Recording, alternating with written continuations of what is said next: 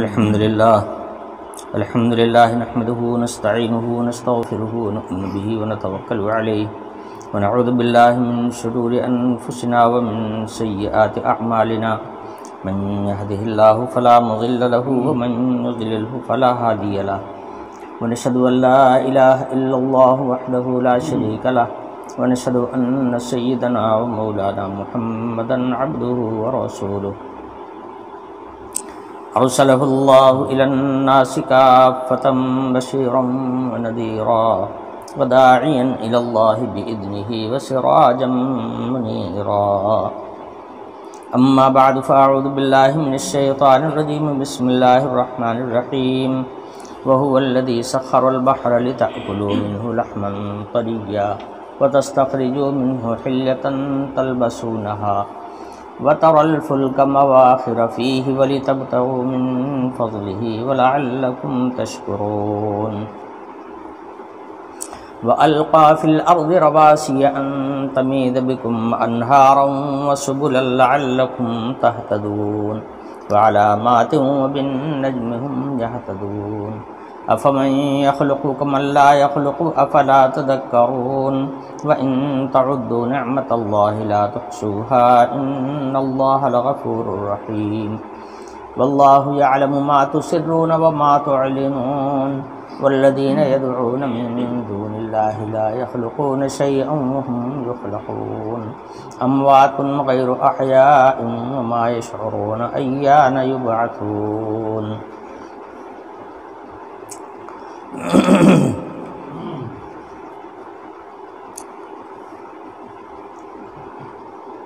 پچھلی کئی آیات سے حق تعالی شانہ کے وجود کے دلائل بیان ہو رہے ہیں۔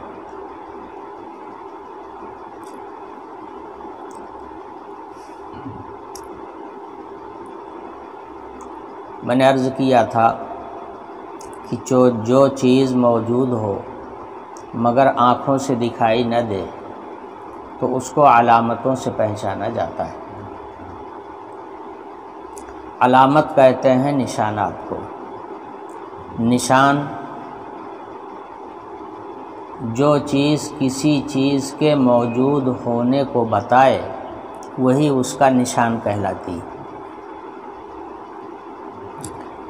تو حق تعالی شانہ کے وجود کے نشانات یہ ساری مخلوق ہے۔ پیچھے سے بیان ہوتا آ رہا ہے، یہاں ارشاد فرمایا جا رہا ہے وہ وہی ہے جس نے تمہارے لیے سمندر کو مسخر کر دیا۔ سمندر کا حال یہ ہے کہ پوری دنیا کا 3/4 ہے۔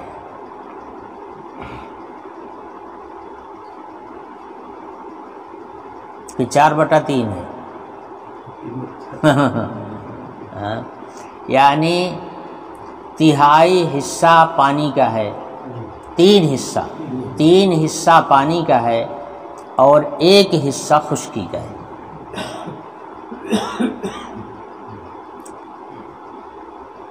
زمین کو جب اللہ تعالیٰ نے بنایا تو پانی کے اوپر بنایا۔ اب دیکھیے پانی کی مقدار زیادہ اور خشکی کی مقدار کم۔ بھئی خشکی 1/4 ہی تو ہے، اور 3/4 میں جو ہے وہ پانی ہی پانی ہے۔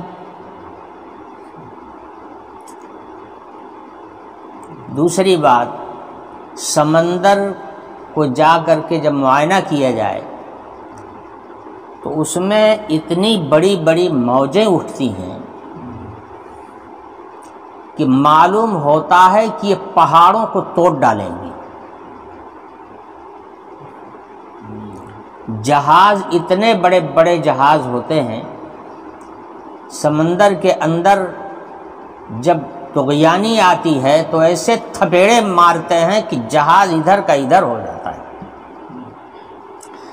اور میں کہتا ہوں کہ جہاز کی کیا حقیقت ہے، موجیں جس وقت آ کر کے پتھر پر ٹکر مارتی ہیں معلوم ہوتا ہے کہ سارے پتھر اڑ جائیں گے۔ ساحل پہ کھڑے ہو کر کے معائنہ کر کے دیکھ لیجئے، جس وقت موج آتی ہے اور انڈیا گیٹ کے پتھروں سے ٹکراتی ہے معلوم اتنا ڈر لگتا ہے، معلوم ہوتا ہے کہ سب بہہ جائے گا۔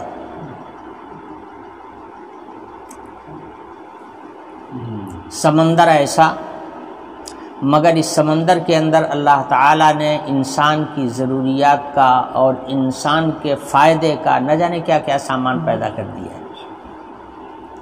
سب سے بڑا فائدہ تو یہ ہے کہ آپ لکڑی کی کشتی، لکڑی کا جہاز بنا کر کے سمندر کے اندر چلاتے ہیں۔ جتنی لکڑی ہوتی ہے وہ وزن تو ہوتا ہی ہے، کشتی سے کہیں زیادہ وزن اس کے اوپر لاد دیا جاتا ہے، اس کے باوجود کشتی سمندر میں ڈوبتی نہیں ہے۔ چاہیے تو یہ تھا کہ وہ ڈوب جائے، مگر ڈوبتی نہیں۔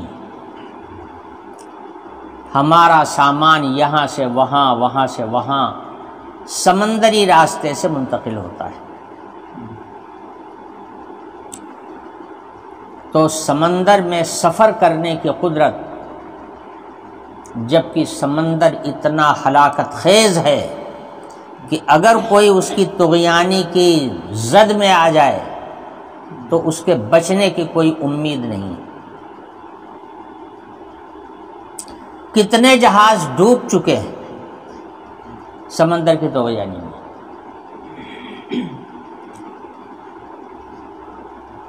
تو ہے تو اتنا ہلاکت خیز، اس کے باوجود حق تعالی شانہ نے انسان کے کام آنے کے لیے اس کو مامور کر دیا ہے کہ وہ انسانوں کی بنائی ہوئی کشتی کو اپنی پیٹھ پر لے کر کے چلے۔ کبھی کبھی ہوائیں مخالف ہوتی ہیں، ہوا ادھر سے ادھر کو آ رہی ہے اور جہاز ادھر سے ادھر کو جا رہا ہے۔ یہ قدرت کس نے دی؟ کیا اللہ تعالیٰ کی ذات کے علاوہ کوئی اور ہے جو یہ قدرت عطا کر سکے؟ تو فرمایا وَهُوَ الَّذِي سَخَّرَ الْبَحْرَ، وہ وہی ہے جس نے اتنے ہلاکت خیز سمندر کو تمہارے کام میں لگا دیا ہے کہ تم اپنی کشتیاں اس کے اوپر چلاتے ہو۔ دوسری بات یہ ہے اللہ تعالیٰ نے تمہاری ضروریات کے لیے، تمہارے فائدے کے لیے اس کے اندر مچھلیاں پیدا کر دی ہے۔ مچھلیوں کا شکار کرتے ہو اور لا کر کے استعمال کرتے ہو۔ غوطہ خور اس میں غوطہ لگا کر ڈوب ڈوب کر موتی اور مونگا نکالتے ہیں۔ قیمتی قیمتی پتھر اور قیمتی قیمتی دھاتیں اللہ تعالی سمندر میں پیدا کرتا ہے، جو جس سے تمہارے زیورات بنتے ہیں۔ زیور بنائے جاتے ہیں ان چیزوں سے۔ قیمتی قیمتی چیزیں اللہ تعالیٰ نے سمندر کے اندر پیدا کی ہیں۔ غوطہ خور اس کو جانتے ہیں، وہ غوطہ لگا کر کے نکالتے ہیں، نکالنے کے بعد میں اچھی اچھی قیمت پر اس کو فروخت کرتے ہیں۔ تو یہ حق تعالی شانہ کی دی ہوئی قدرت ہی تو ہے، ورنہ بھلا ایسے ٹھاٹے مارتے ہوئے سمندر میں غوطہ لگانا کوئی معمولی بات ہے؟ اور غوطہ لگانے کے بعد میں سلامتی کے ساتھ نکل آنا یہ کوئی سمجھ میں آنے والی چیز ہے؟ مگر حق تعالی شانہ نے یہ قدرت انسان کو عطا کر دی ہے اور سمندر کو مامور کر دیا ہے کہ ان چیزوں میں انسان کو وہ برداشت کرے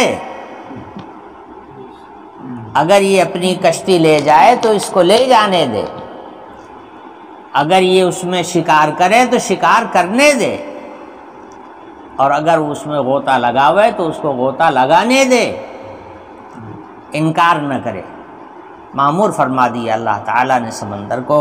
اسی حقیقت کو فرمایا گیا وَهُوَ الَّذِي سَخَّرَ الْبَحْرَ، اللہ تعالیٰ کی ذات وہی ہے جس نے سمندر کو تمہاری قدرت میں دے دیا ہے کہ تم اس کو جس طرح چاہو استعمال کر سکتے ہو۔ اب تو پنڈبی جہاز چلائے جا رہے ہیں اور نہ جانے کون سی سواریاں ہیں جو تیار کر لی گئی ہیں، اور سب سمندروں میں چلتی ہیں۔ یہ قدرت کس کی دی ہوئی ہے؟ کیا یہ قدرت کوئی اور دے سکتا ہے؟ ہے کوئی ایسا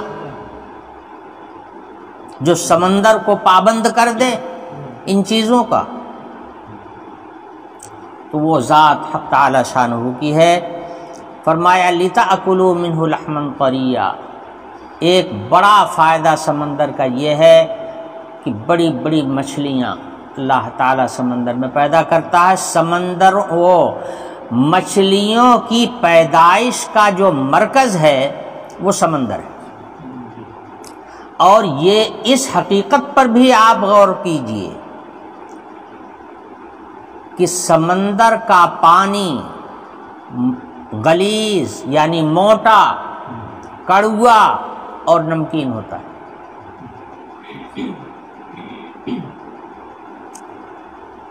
یہ جو موتی مونگا وغیرہ پیدا ہوتے ہیں وہ سمندر ہی میں پیدا ہوتے ہیں۔ یہ دریا جن کا پانی میٹھا ہوتا ہے اور جو چشموں سے چلتے ہیں ان کے اندر موتی مونگا نہیں پیدا ہوتا، سمجھے؟ ایسی قیمتی قیمتی چیزیں اللہ تعالیٰ نے سمندر ہی میں پیدا کیا ہے۔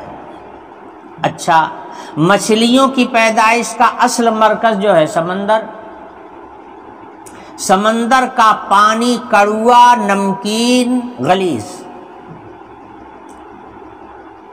جو چیز نمک میں پیدا کی جائے گی یا جو چیز نمک سے بنائی جائے گی وہ نمکین ہوگی کہ میٹھی ہوگی؟ جو چیز چینی سے بنائی جائے گی وہ میٹھی ہوگی، جو چیز نمک سے بنائی جائے گی وہ نمکین ہوگی۔ سمندر کا پانی اتنا نمکین ہوتا ہے کہ جب اس کو زمین پر خشک کر لیا جاتا ہے تو وہ نمک بن جاتا ہے، اتنا کڑوا اور اتنا نمکین ہوتا ہے، نمک بن جاتا ہے۔ پتہ چلا کہ سمندر اچھا اس کی کھیتی ہوتی ہے باقاعدہ، مہاراشٹر میں اس کی کھیتی ہوتی ہے، میں نے دیکھا ہے۔ لوگ اپنے اپنے کھیتوں میں میڑ باندھ کر، جیسے آپ یہاں پانی روک لیتے ہیں ایسے ہی سمندر جب وہ طغیانی آتی ہے، جوار بھاٹا جس کو بولتے ہیں، اور پانی کھیتوں میں پہنچ جاتا ہے تو لوگ بڑے بڑے میڑ باندھ کر کے پانی کو اپنے کھیت میں روک لیتے ہیں، اور جب پانی خشک ہو جاتا ہے تو وہ سارا کا سارا پانی نمک بن جاتا ہے۔ پھر لوگ اس کو پھروہا کے ذریعے سے اور بڑی بڑی چیزیں ہیں ان کے ذریعے سے اکٹھا کر لیتے ہیں، اور اتنا اکٹھا کرتے ہیں جیسے آپ کے یہاں پھروار لگتا ہے، اتنا نمک۔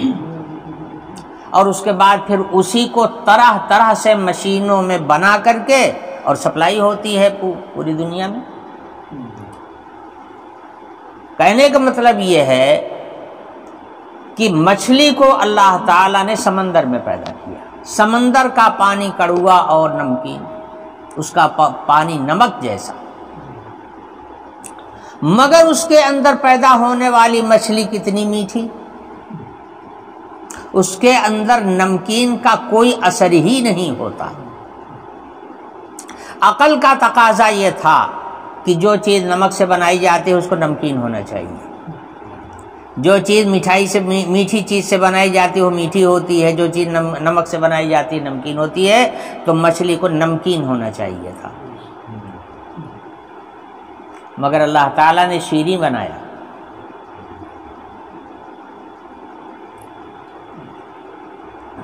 سمندر سے پیدا ہونے والی چیز کی حقیقت کو نمکین سے میٹھے کی طرف تبدیل کر دینا، بتائیے یہ کس کے قابو میں ہے کسی کے بس میں؟ اگر کسی کے بس میں ہو تو کر کے ذرا دکھا دے۔ یہ کسی کے بس میں نہیں۔ یہ حق تعالی شانہ کی خالقیت کی بڑی سے بڑی دلیل کہ نمک کے اندر شیریں چیز اللہ تعالیٰ پیدا کر رہا ہے۔ مچھلی کو بھی ایسا بنایا جس کو فرمایا لحمن طریہ، یہ تر گوشت ہے۔ مچھلی کو حق تعالی شانہ نے گوشت کہا۔ حدیث شریف میں فرمایا گیا کہ دو چیزیں ایسی ہیں جن کو ذبح کرنے کی ضرورت نہیں ہے، اللہ نے ان کو گوشت بنا کر کے پیدا کیا ہے، اور گوشت جب ہے تو پھر ذبح کرنے کی ضرورت کیا ہے؟ جانور ذبح اس لیے کیا جاتا ہے کہ ذبح کرنے کے پہلے وہ جانور ہوتا ہے، جب ذبح کر دیا جاتا ہے تو وہ گوشت بن جاتا ہے۔ ان چیزوں کو اللہ تعالیٰ نے جب گوشت ہی بنا دیا ہے شروع سے ہی، تو پھر ذبح کرنے کی ضرورت کیا ہے؟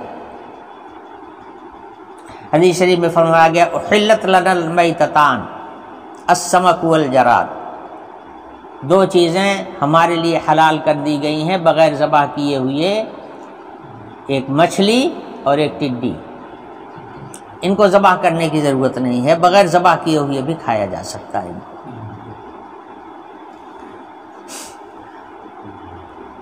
قرآن کہہ رہا ہے کہ یہ گوشت ہے، جانور نہیں کہا۔ اگر جانور کہا ہوتا تو ذبح کرنا پڑتا، گوشت کہا، بنا بنایا گوشت پکڑیے، اور اللہ نے اس کے گوشت کو اتنا نرم بنایا ہے کہ معمولی سی آنچ پر منٹوں میں وہ تیار ہو جائے گی۔ نہ زیادہ آنچ کی ضرورت ہے، نہ زیادہ ہیٹ کی ضرورت ہے،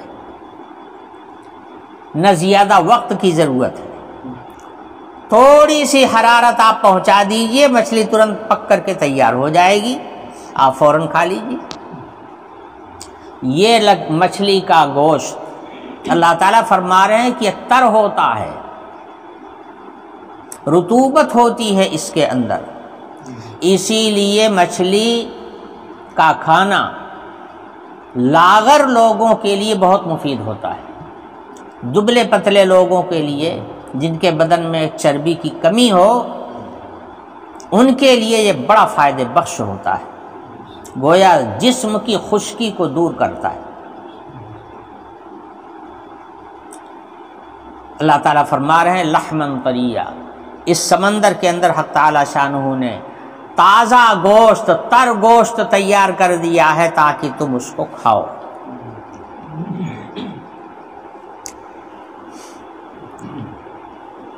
یہاں پر ایک فقہی مسئلہ بھی ہے۔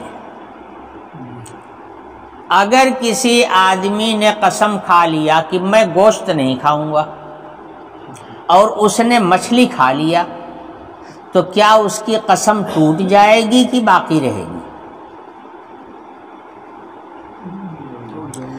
عام طور پر فقہا کا کہنا یہ ہے، جس میں خاص طور سے حضرت امام مالک رحمۃ اللہ علیہ، حضرت سفیان ثوری رحمۃ اللہ علیہ فرماتے ہیں کہ اگر وہ مچھلی کھا لے گا تو اس کی قسم ٹوٹ جائے گی، اس لیے کہ اللہ تعالیٰ نے قرآن کے الفاظ میں کہہ دیا ہے کہ یہ گوشت ہے، اور اس نے کہا ہے کہ میں گوشت کھاؤں گا نہیں، اور مچھلی کو اللہ نے گوشت کہا، لہٰذا جب مچھلی کھائے گا تو اس کی قسم ٹوٹ جائے گی اور کفارہ دینا پڑے گا۔ مگر سیدنا حضرت امام اعظم ابو حنیفہ رحمۃ اللہ علیہ نے فرمایا کہ مچھلی کو اللہ تعالیٰ نے گوشت کہا ہے، مگر یہ گوشت کہنا مجازن ہے، حقیقتاً یہ گوشت نہیں ہے، مچھلی ہے، وہ گوشت نہیں ہے۔ آج کے موجودہ دور میں بھی مچھلی کو سفید گوشت کہا جاتا ہے، لال گوشت کی فہرست میں نہیں آتا، اس کو سفید گوشت بولا جاتا ہے۔ اور جو گوشت ہے جانور کا اس کو لال گوشت بولتے ہیں۔ یہ گوشت کا اصلی مصداق وہی ہے۔ عرف عام میں مچھلی کو مچھلی کہا جاتا ہے۔ اگر کوئی آدمی آپ کو دعوت کرے، بکری کا گوشت کھلائے، بھینسا کا گوشت کھلائے، بچھڑے کا گوشت کھلاوے، نیل گائے کا گوشت کھلاوے، اور آپ سے کوئی پوچھے کہ آپ نے کیا کھایا تو آپ کیا جواب دیں گے؟ آپ کہیں گے ہم نے گوشت روٹی کھایا یا گوشت کھایا، یہی جواب دیں گے آپ۔ لیکن اگر کوئی آدمی آپ کو دعوت کرے اور مچھلی بنا کر کے آپ کو کھلاوے اور پھر آپ سے کوئی پوچھے کہ آپ نے کیا کھایا تو آپ کیا جواب دیں گے؟ گوشت نہیں کہیں گے آپ اس کو کہیں گے مچھلی کھایا۔ مچھلی تھی، فرائی مچھلی تھی، سالن والی مچھلی تھی، مچھلی کا کباب تھا، گوشت کا کبھی آپ نہیں کہیں گے۔ سیدنا حضرت امام اعظم ابو حنیفہ رحمۃ اللہ علیہ کے تفقہ میں اور دوسرے فقہا کے تفقہ میں یہی بڑا فرق ہے۔ حضرت امام کی نظر بہت گہری ہے، اسی لیے کوئی ان کی گرد کو نہیں پہنچ پایا ہے۔ بعد میں حضرت نے فرمایا کہ قسم کا اعتبار عرف پر ہوتا ہے، عرف عام میں اس جملے سے جو مراد لیا جاتا ہے قسم میں وہی معتبر ہوتا ہے۔ چونکہ عرف عام میں مچھلی کو مچھلی کہا جاتا ہے، گوشت نہیں کہا جاتا، اس لیے اگر کسی نے ایسی قسم کھا لیا تو حانث نہیں ہوگا، یعنی اس کی قسم نہیں ٹوٹے گی۔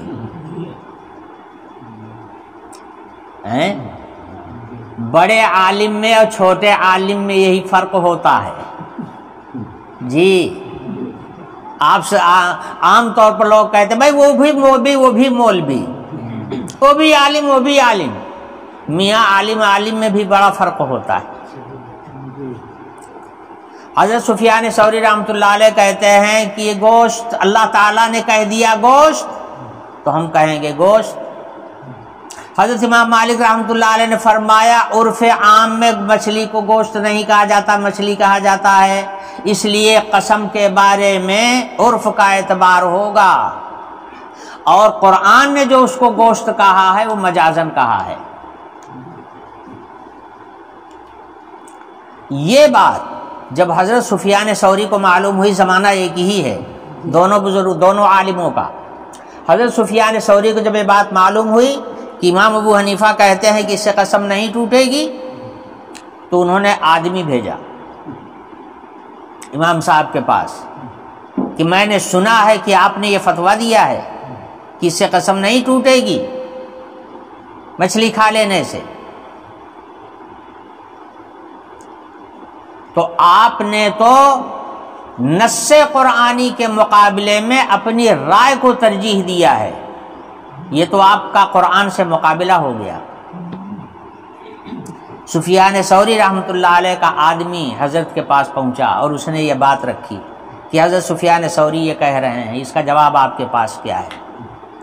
حضرت امام صاحب رحمۃ اللہ علیہ نے فرمایا کہ جا کر کے سفیان سے کہہ دو کہ اگر کوئی آدمی یہ قسم کھا لے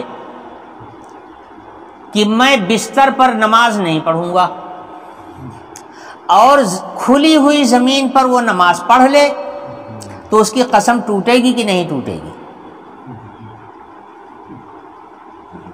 تو سفیان ثوری نے کہا نہیں ٹوٹے گی، اس لیے کہ اس نے کہا ہے کہ بستر پہ نہیں پڑھوں گا اور پڑھ رہا ہے کھلی زمین پر، تو بستر پہ کہاں پڑھ رہا ہے؟ بستر پہ پڑھ نہیں رہا، اس لیے قسم نہیں ٹوٹے گی۔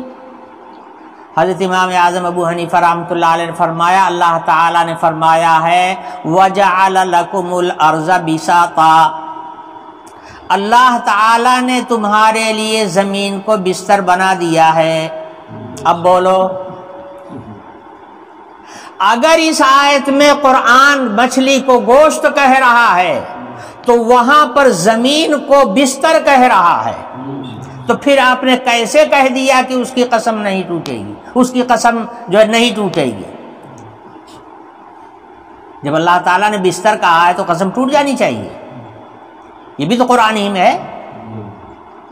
تو وہاں تو آپ اس کو مجاز پر محمول کرتے ہیں اور اس کو حقیقت پہ محمول کرتے ہیں، جیسے وہاں مجاز ہے ویسے یہاں پر بھی مجازن اس کو گوشت کہا گیا ہے۔ حضرت سفیان ثوری رحمۃ اللہ علیہ جواب سن کر کے دم بخود رہ گئے، جواب نہیں بن پڑا۔ اب یہ بات عالم کی ہے، یہ فقیہ ہیں بڑے بڑے، اسی لیے حضرت سفیان ابن عیینہ نے کہا کہ امام اعظم ابو حنیفہ رحمۃ اللہ علیہ کا قدم وہاں ہے جہاں تمام بڑے بڑے فقہا اور عالموں کا سر ہے۔ امام ابو حنیفہ کی گرد کو کوئی نہیں پہنچ سکتا۔ اللہ تعالیٰ نے عجیب و غریب انسان اس امت میں پیدا کیا ہے، نبیوں کے بعد امام ابو حنیفہ جیسا انسان اللہ تعالیٰ نے پیدا کیا اس امت میں، جس نے دین کی حفاظت کر دیا اور دین کو چلا دیا گاڑی کی طرح سے، اور انشاءاللہ قیامت تک اس طرح سے چلتا رہے گا۔ تو بہرحال یہ ایک لطیفے کی بات تھی، علمی لطیفہ ہے۔ حق تعالیٰ شانہ آگے فرماتے ہیں وَتَسْتَخْرِجُوا مِنْهُ حِلْيَةً تَلْبَسُونَهَا، اور اسی سمندر سے تم زیورات کا سامان نکالتے ہو جس کو تمہاری عورتیں پہنتی ہیں۔ یہ تلبسونہا مذکر کا صیغہ استعمال کیا گیا تغلیباً، ورنہ زیورات جو ہیں عورتوں کے لیے ہیں، زیور مردوں کے لیے نہیں ہیں۔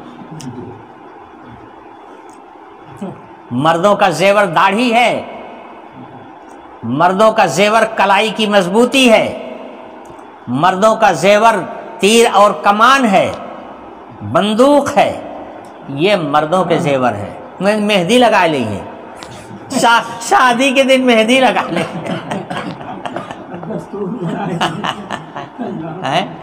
مہندی عورتیں لگاتی ہیں، چوڑی عورتیں پہنتی ہیں، یہاں مرد چوڑی پہن رہا ہے، مہندی لگا لیتے ہیں شادی کے دن مہندی۔ تو مردوں کے زیور دوسرے ہیں، یہ سب عورتوں کے زیور ہیں، عورتیں پہنتی ہیں۔ تیسری خصوصیت سمندر کی اللہ تعالیٰ ذکر فرما رہے ہیں وَتَرَى الْفُلْكَ مَوَاخِرَ فِيهِ، تمہاری بنائی ہوئی کشتیاں سمندر کے اتھاہ پانی کو اپنے سینے سے چیرتی ہوئی چلی جاتی، پانی کو دہنے بائیں لگا دیتی اور پانی کو چیرتی ہوئی نکل جاتی، سمجھے؟ وَتَرَى الْفُلْكَ مَوَاخِرَ فِيهِ،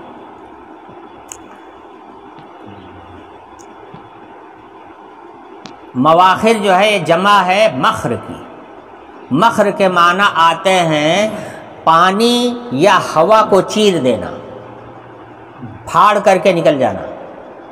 حدیث شریف میں فرمایا گیا اذا اراد احدکم البول فلیتمخر الریح، اگر تم پیشاب کرنے کا ارادہ کرو تو ہوا کو چیر دیا کرو۔ ہوا کو کیسے چیرو گے؟ یہ اس وقت کی یہ نبی کا فرمان ہے، نبی کا فرمان بھی سمجھنا سب کے لیے آسان نہیں ہے، اس کے لیے علم کی ضرورت ہے۔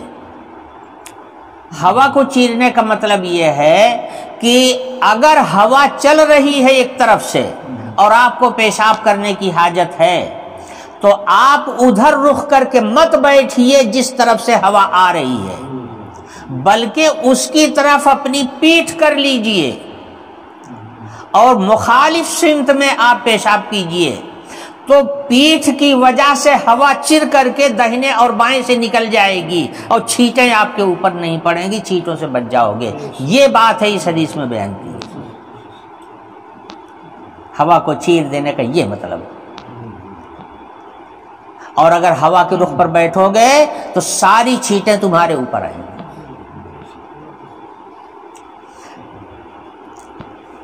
من فضلہ، یہ سب اللہ کے فضل سے ہے، اللہ کی عنایت ہے کہ اس نے ایسی ایسی مخلوق کو انسان کی قدرت کے تابع کر دیا ہے۔ دنیا کی کون سی ایسی مخلوق ہے جس کو اللہ نے انسان کے تابع نہیں کر دیا ہے؟ اتنے بڑے بڑے پہاڑ اللہ نے ان کو بھی انسان کے تابع کر دیا، یہ پہاڑ توڑ ڈالتا ہے۔ اتنا بڑا ٹھاٹے مارتا ہوا سمندر اللہ نے انسان کے قدرت کے تابع کر دیا ہے، جیسا چاہے وہ سمندر کو استعمال کر سکتا ہے۔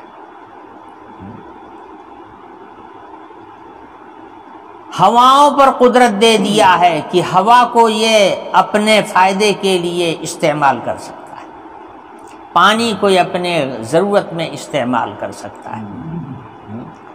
یہ سب قدرتیں دی ہوئی کس کی ہیں؟ کسی انسان نے دی ہیں، کسی دیوی دیوتا نے دی ہیں؟ کون دے سکتا ہے؟ یہ حق تعالی شانہ کی شان ہے، یہ انہی کی دی ہوئی قدرت ہے۔ تو ان کے فضل سے، اللہ تعالیٰ کے فضل سے یہ قدرت ملی ہے۔ وَلَعَلَّكُمْ تَشْكُرُونَ، اس کا تقاضا یہ ہے کہ تم اللہ تعالیٰ کا شکر ادا کرو۔ ان نعمتوں پر اڑلاؤ نہیں، ان پر فخر مت کرو، تکبر مت کرو کہ اس پر ہم کو اتنی بڑی قدرت حاصل ہے، بلکہ اللہ کا شکر ادا کرو کہ اللہ تعالیٰ نے تم کو ان چیزوں کو استعمال کرنے کی قدرت دے دی۔ ہاتھی کتنا بڑا ہوتا ہے، اگر پیر رکھ دے تو انسان کی ایک پسلی نہ بچے، ساری کی ساری ٹوٹ جائے، موت کے علاوہ کوئی چارہ نہیں۔ ارے ہاتھی تو ہاتھی ہے، اونٹ اگر اور پیر رکھ دے تو بھی نہیں بچے گا آدمی، اتڑی پتڑی سب باہر ہو جائے گی۔ مگر اللہ نے کیسا اختیار دے دیا ہے اور کیسا انسان کے تابع کر دیا ہے کہ اونٹ کے بھی نکیل لگا کر کے سنبھال کر کے چل ہی نہیں رہا ہے، بلکہ اس کے اوپر بوجھا بھی لاد کر کے لے کے جا رہا ہے، جہاں چاہ رہا ہے وہاں لے جا رہا ہے۔ ہاتھی کے اوپر اللہ نے قدرت دے دیا انسان کو کہ ہاتھی کو اپنے اشاروں پر لے کر کے چل رہا ہے، جدھر چاہتا ہے ادھر لے کر کے جاتا ہے۔ سمجھے؟ یہ سب قدرتیں دی ہوئی کس کی ہیں؟ غور تو کرو، اور ان نعمتوں پر اللہ تعالیٰ کا شکر ادا کرنا چاہیے۔ وَلَعَلَّكُمْ تَشْكُرُونَ وَأَلْقَى فِي الْأَرْضِ رَوَاسِيَ أَن تَمِيدَ بِكُمْ، ان پہاڑوں کو دیکھو، اللہ تعالیٰ نے زمین کے اوپر ان پہاڑوں کو رکھ دیا۔ حدیث شریف میں فرمایا گیا کہ جب حق تعالیٰ شانہ نے پانی کے اوپر زمین کو پیدا فرما کر کے بچھایا تو یہ زمین ہل رہی تھی، جیسے کشتی ہلتی ہے پانی کے اوپر، اس طرح سے ڈاواڈول تھی۔ اس کے اوپر انسان ٹک نہیں سکتا تھا، عمارتیں نہیں بن سکتی تھی، سب ڈھہ جاتی۔ انسان کے لیے اس زمین پر رہنا مشکل ہو جاتا، مشکل کیا بلکہ میں تو سمجھتا ہوں ناممکن ہو جاتا۔ ہر وقت کوئی نہ کوئی طوفان کھڑا رہتا اگر زمین ہل جاتی تو۔ زمین ہی تو ہے جو ہلتی ہے زلزلے کے وقت میں، دیکھیے کیسی تباہی برپا ہوتی ہے۔ تو اگر زمین ہلتی رہتی تو اس کے اوپر کوئی مخلوق زندہ رہتی؟ حق تعالی شانہ نے اس کے اوپر اتنے وزنی پہاڑ رکھ دیے۔ یہ پہاڑ رکھے گئے اوپر، مگر ایسے ہیں جیسے کھوٹا۔ ان پہاڑوں کی وجہ سے زمین اپنی جگہ پر برقرار ہو گئی، ٹھہر گئی اپنی جگہ پر۔ اب جب اللہ کا خاص حکم ہوتا ہے کسی علاقے کے لیے تو وہی زمین ہلتی ہے، اسی کو زلزلہ بولتے ہیں، اور جب تک اللہ تعالیٰ کا خصوصی حکم نہیں آتا ہے تب تک زمین ٹھہری رہتی ہے، اور اسی ٹھہرنے کی وجہ سے انسان اس کو ہر طرح سے استعمال کر لیتا ہے۔ یہ 70 اور 80 منزلہ کی بلڈنگیں کھڑی ہیں اس زمین کے اوپر، اگر یہ ذرا سے ہل جائے تو ساری کی ساری زمین دوز ہو جائے، سب تباہ ہو جائے۔ یہ پہاڑ کہاں سے آئے؟ ان پہاڑوں کو کس نے پیدا کیا؟ یہ پہاڑ کس نے لا کے زمین پر رکھ دیے؟ کیا یہ اس بات کی کھلی ہوئی دلیل نہیں ہے کہ ہے کوئی ذات ایسی؟ بس وہی تو ہے رب العالمین۔ اللہ نے زمین پر پہاڑ ڈال دیے، ان تمید بکم، یعنی لئلا تمید بکم، تاکہ یہ تم کو لے کر ہلے نہیں۔ جب اللہ تعالیٰ نے زمین کے اوپر اتنے مضبوط پہاڑ رکھ دیے اور فرشتوں نے دیکھا تو فرشتوں نے حق تعالیٰ شانہ سے سوال کیا کہ پروردگار، اتنی زبردست مخلوق پہاڑ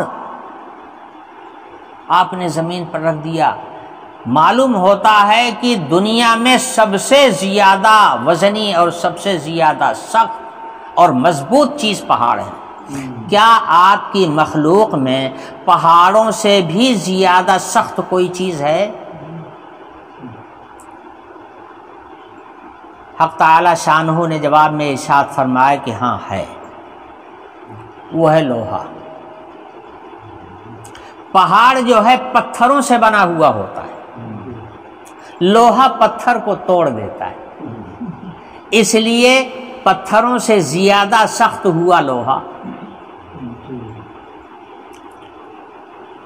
پھر فرشتوں نے سوال کیا کہ پروردگار عالم، کیا آپ کی مخلوق میں لوہا سے بھی زیادہ سخت کوئی چیز ہے؟ حق تعالی شانہ نے فرمایا ہاں۔ کہا کیا؟ کہا آگ۔ آگ جو ہے وہ لوہے کو پگھلا دیتی ہے۔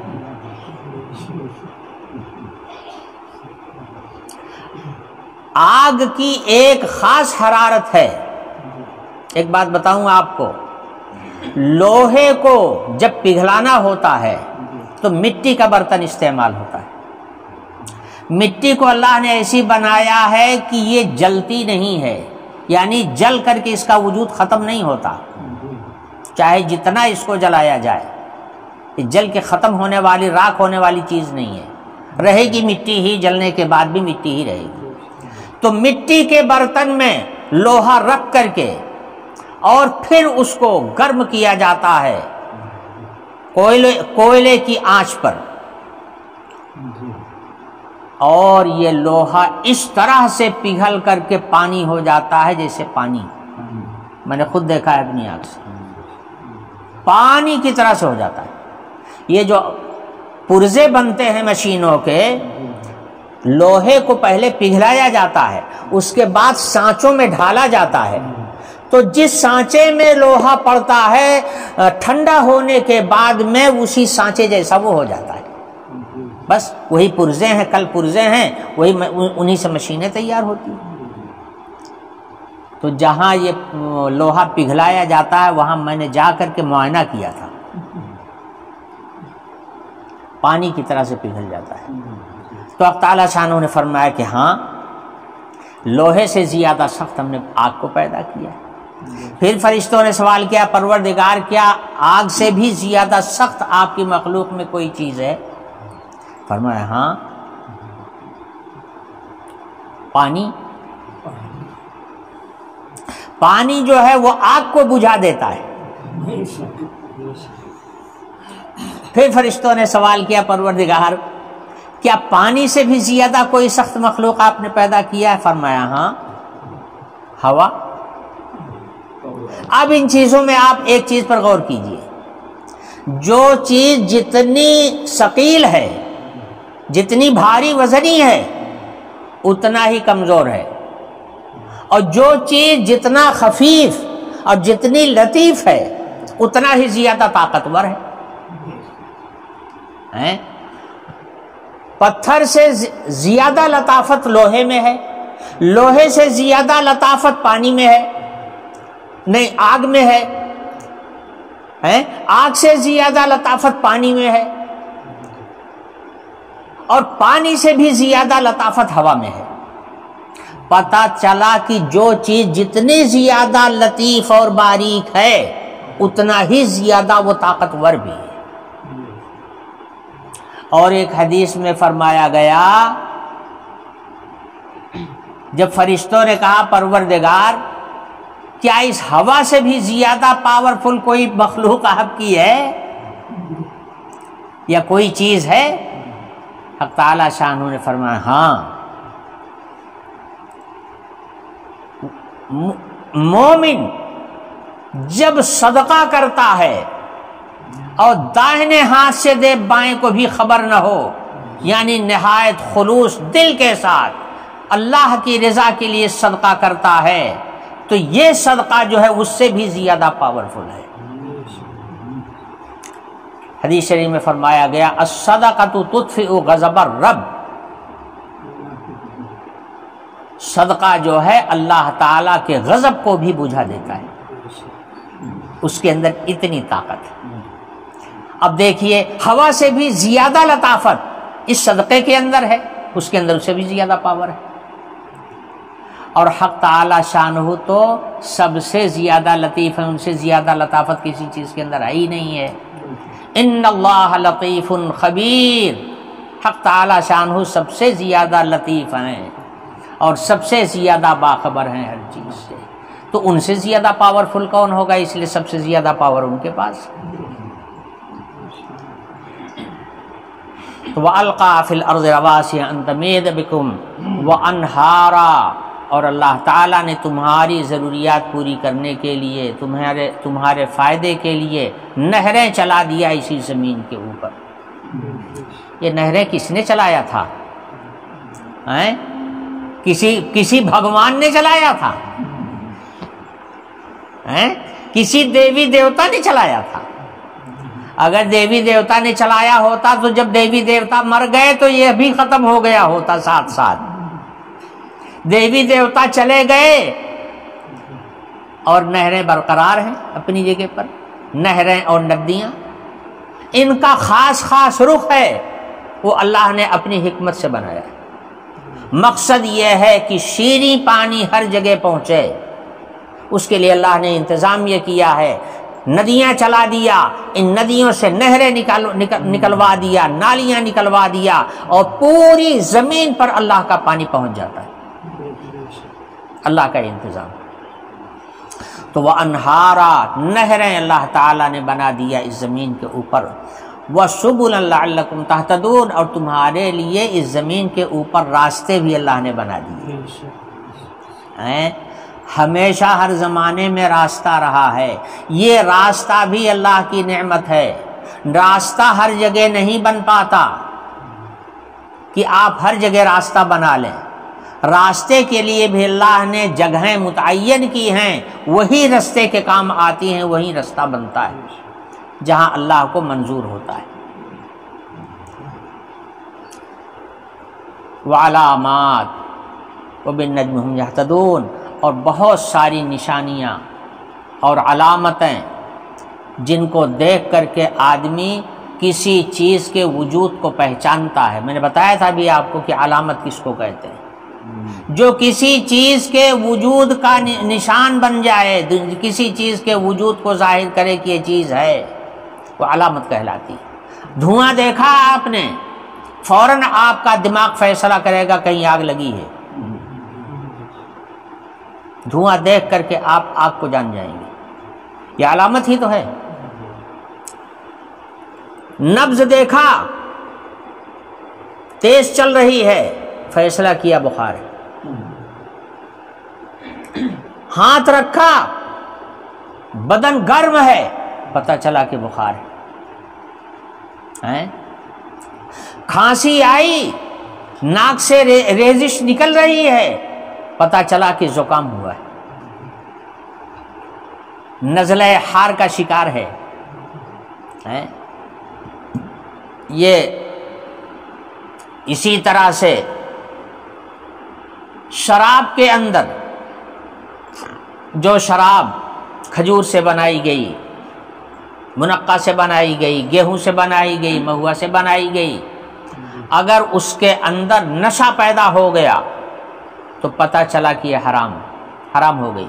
اس لیے کہ حدیث شریف میں فرمایا گیا کل مسکر حرام، جو چیز نشہ پیدا کرے وہ حرام ہے۔ تو نشے کو حرمت کی علامت بنا دیا، یہ اللہ تعالیٰ کی شان ہے۔ جتنی علامتیں ہیں پورب کی جانب سے روشنی پھیلنا شروع ہوئی، آپ نے سمجھ لیا کہ فجر کا وقت ہو گیا۔ سورج پچھم کی جانب میں جا کر کے بے نور ہو گیا، یعنی چھپ گیا، آپ نے سمجھ لیا کہ مغرب کا وقت ہو گیا۔ یہ سب علامتیں ہیں۔ بادل کو آپ نے دیکھا، سمجھ لیا کہ بارش ہو سکتی ہے، سمبھاونا ہو گئی، ہو کہ نہ ہو یہ تو اللہ ہی جانتا ہے، یقینی خبر کوئی نہیں دے سکتا، ہاں امید کر سکتے ہیں ہو سکتا ہے کہ بارش ہو جائے، اسی کو سمبھاونا بولتے۔ یہ علامتیں کس نے مقرر کیا؟ یہ سب حق تعالی شانہ کی عطا ہے، یہ ان کی عنایت ہے۔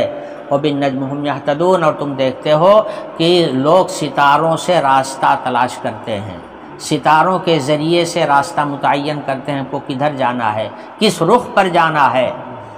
پہلے زمانے میں لوگ ستاروں کو دیکھ کر کے راستہ متعین کرتے تھے کہ ہم کو اس رخ پر چلنا ہے۔ رات کو سفر ہوتا تھا اور ستاروں کی روشنی سے وہ راستے متعین کرتے تھے، اسی کو حق تعالی شانہ نے فرمایا وَبِالنَّجْمِ هُمْ يَهْتَدُونَ، ستاروں سے تو یہ لوگ راستہ پکڑتے ہی ہیں۔